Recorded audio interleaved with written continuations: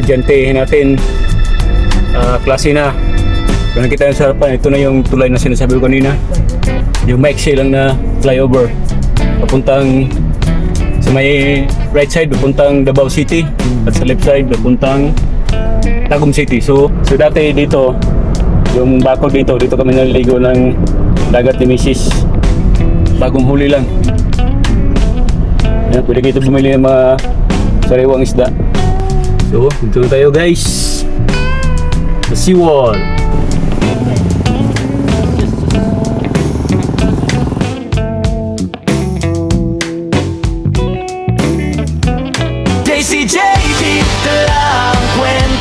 Today's video is punta tayo sa seawall sa Panabo City. So kasama ko si Mrs. at si Jedy. Oh? Jedy. Tara. So mga estudyante natin, klase na.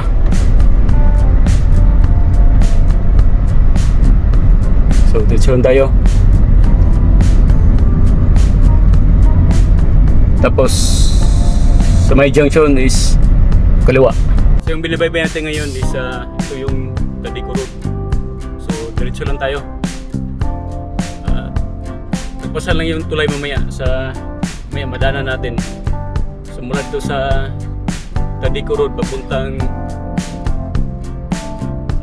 Davao.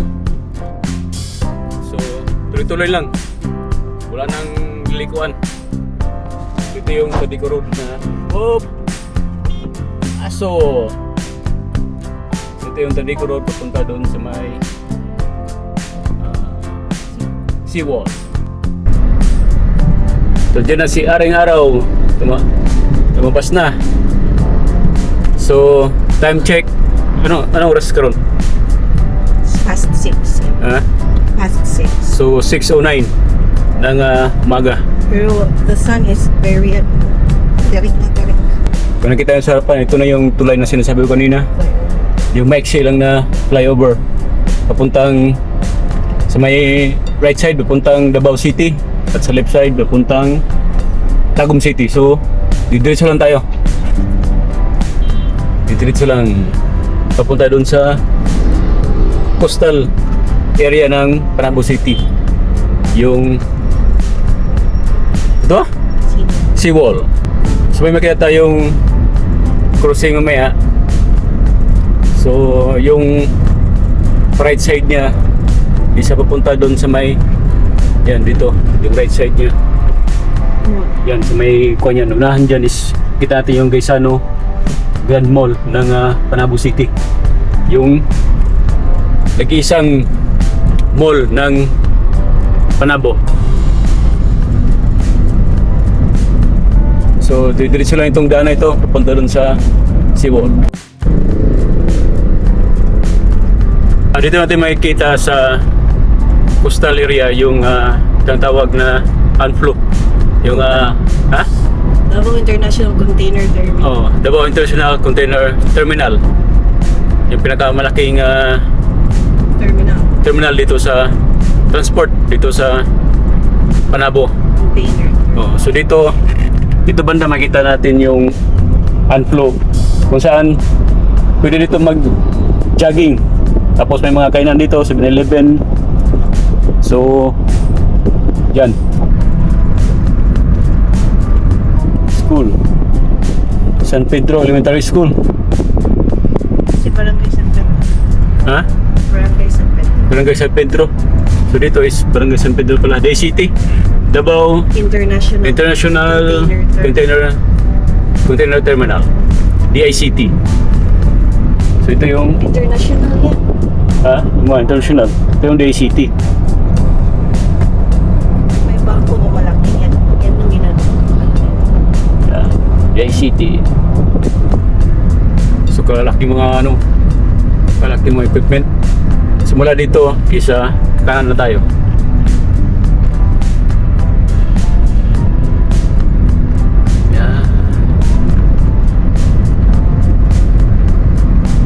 So mamaya doon sa may unahan isa bibili kami ni Mrs. ng boneless bangus dito sa Doon sa may seawall.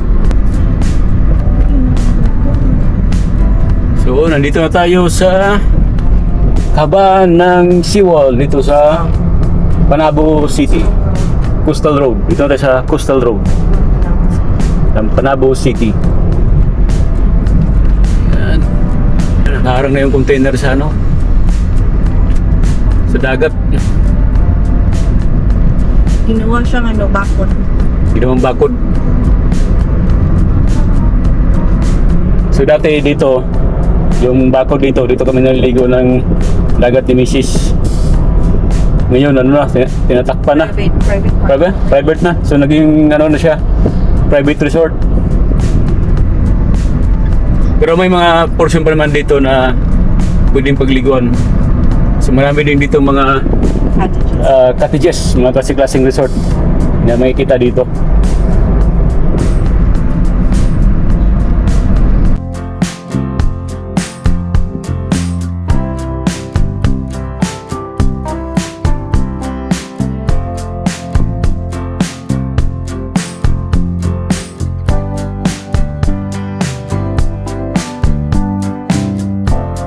Paliwat ito banda.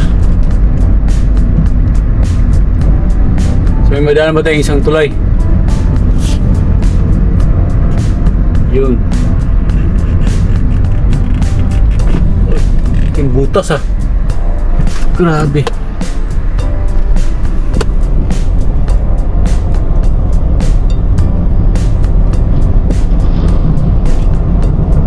Yung linaw ng dagat oh. Walang alon. Peaceful.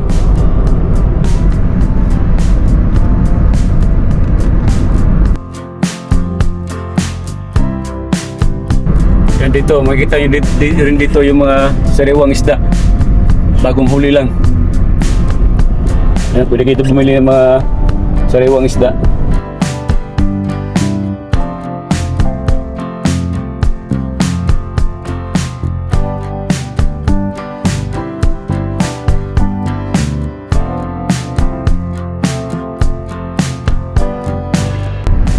Fishport.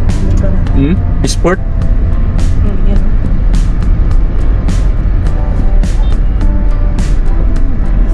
Ito na yung pinaka seawall niya. So dito tayo mag lakad-lakad namaya. Walking with Mrs. and GD. Ito yung medyo hindi malalim na pasukan.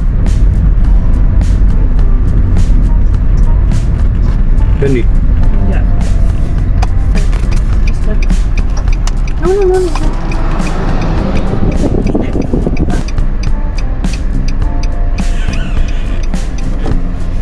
Yan. Taob po. So, dito na tayo guys sa seawall. So, dito na kami ni GCJD sa seawall. Grabe oh. Napaka peaceful ng dagat. So, malalim siya ngayon. Sa Bisaya pa, taob ng dagat. Dili siya hunas. High tide siya, high tide. Kumbaga, high tide. So ito yung kabuuan ng seawall. So pwede dito mag walking sa umaga. Tapos pagkahapon dito ay sa maraming mga paninda. So dito nung banda no, nilagay ng mga upuan dito, mga table para may pumakainan yung mga bumibili. Ganda. Maliwalas. Masa JD? Ha? Ito. Bah. Sus.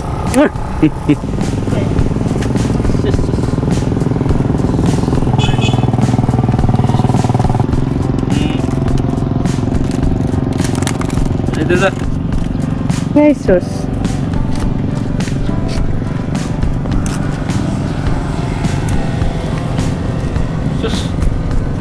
Sus.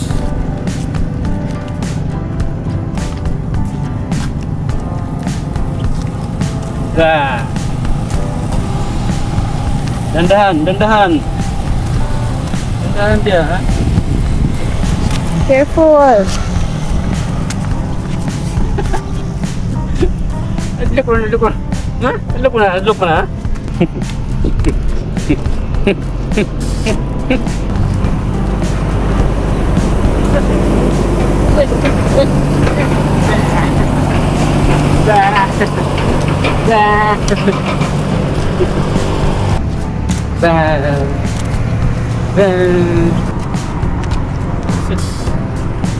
mo na.